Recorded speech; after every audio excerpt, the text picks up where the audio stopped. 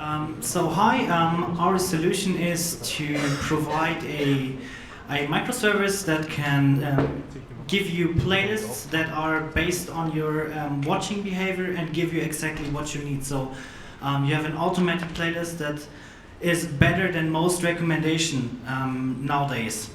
So basically what you can see here is our graphical database. It's modelized.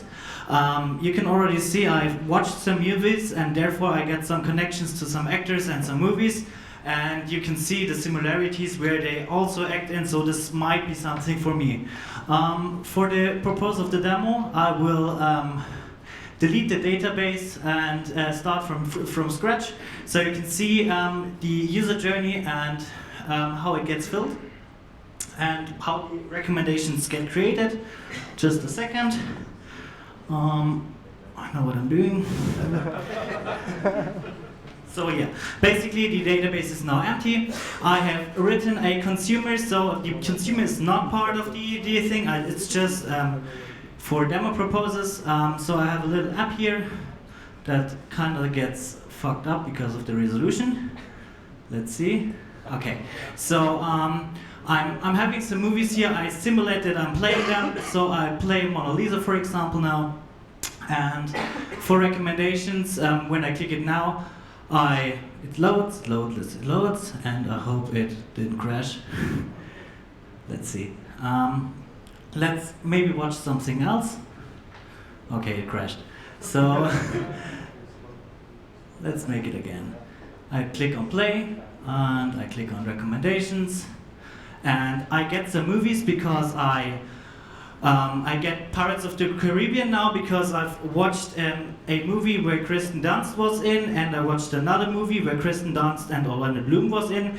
So the recommendation is now based on both actors being in the same movie.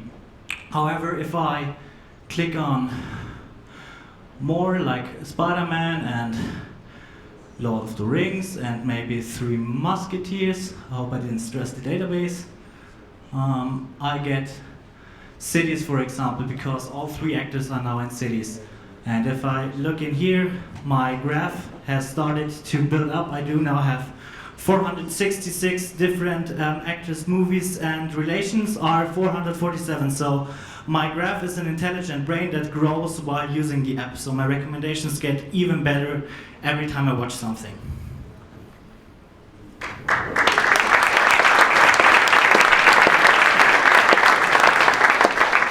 Right in time. What kind of external data do you use? Basically, the service is loosely coupled, so it's just the intelligence between it, so you can couple any service inside. We wanted to use 7TV and something like that, but and Ericsson, but they both didn't provide actors, which we wanted to base our recommendation with, so we used an external service called TrackTV, which is similar to IMDb. How would you tackle the problem of ever-changing program in TV? It's unlike Maxdome or Netflix, where you have a stable catalog of movies and series.